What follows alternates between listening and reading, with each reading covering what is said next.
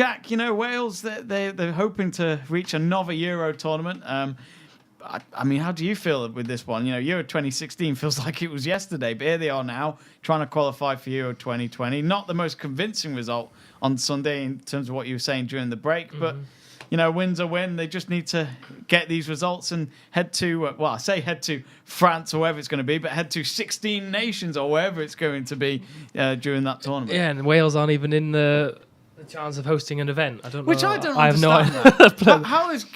how has the Principality Stadium not been recognised? I have absolutely no idea. But no, you're right. A win's a win. Gets the points. I think is the next game Croatia. Is it Croatia at home? I think. No idea. I could be absolutely wrong. Any Wales fans, please let us know. But I think it's Croatia is the next game for Wales. And that's in the summer, isn't it? Yeah. So winning this game was important for the whole group stage thing. But again, it wasn't that convincing. I think it was the first 5 minutes. The Swansea player, is it Daniel James? I don't want to get it wrong. Yeah. But he looks a good prospect as well. He was playing well for Swansea in the FA Cup of what I've seen. So.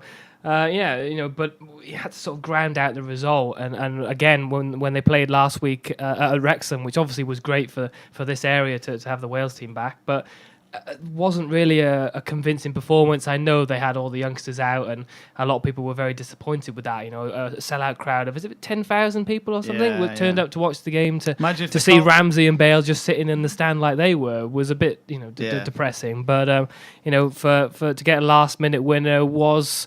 Okay, they got the result, but it wasn't very convincing, and I think the same said for the weekend, but most importantly, it was just getting the 3 points. But imagine if the Kop was still open. Imagine how many more fans there would have been for that match as well. It would have been absolutely riveting. But Conor, I just have this feeling Wales are on and off for this Euro tournament next summer. I don't know what to think. Do you think they can make it? Because something tells me they might just miss out. I think they got a promising enough squad in order to get to that stage of the tournament.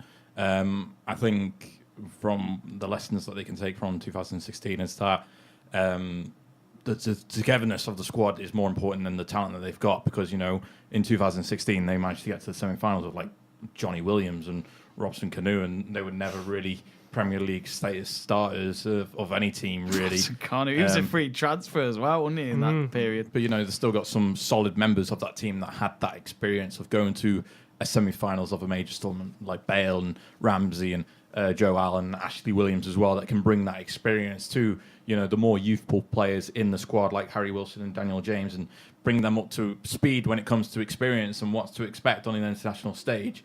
And then with the freedom that they have on the gigs at the moment, they can go to Wilson and James and say, go do your stuff, go be the amazing prospect talent that we expect you to be.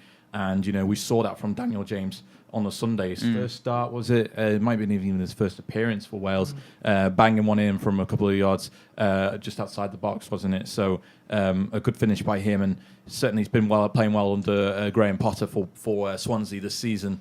And he looks like a very promising talent that could potentially be the future of Wales as well moving forward once Bale decides to call it a day when it comes to international football, which I don't think will be for some time yet. But at least you've got that. Plan moving forward for when he does decide to call it a day.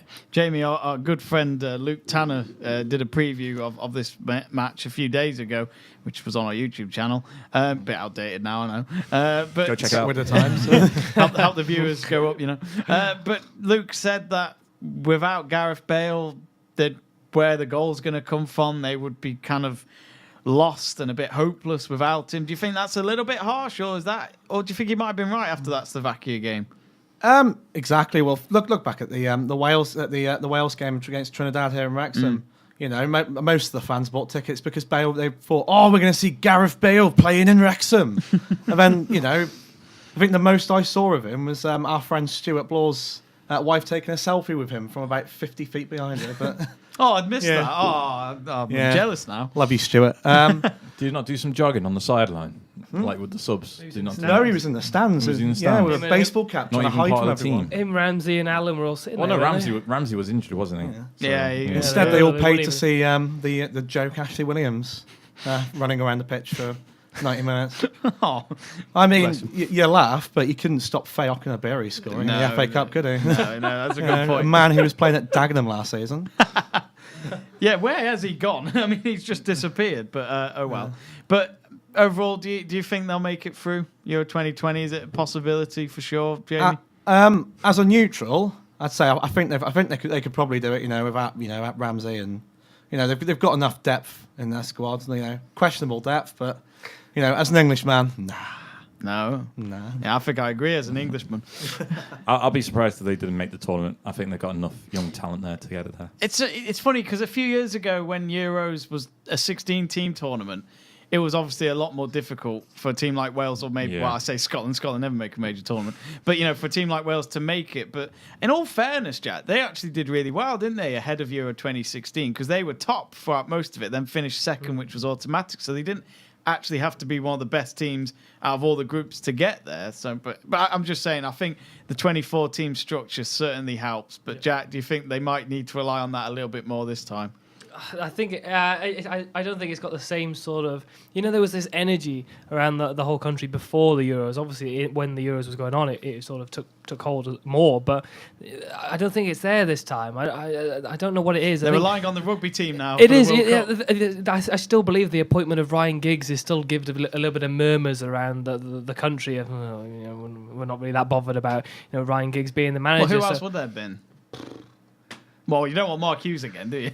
Well, no, but do you know what I mean? There was just some people. I don't know whether it's the north based or south or whatever it was. But when I heard Ryan Giggs was the new manager, I was just a bit like, well, there's not. It's not He's the got same no proven sort of track record either. I don't. Yeah, I think it was just the way he was with international football as well. He'd rather play for Man United and skip a couple of international matches for Wales. But I don't know. I think they'll make it. Maybe it just wasn't enough. Maybe it wasn't a big enough gig for Giggs. Oh, Jesus. Sorry.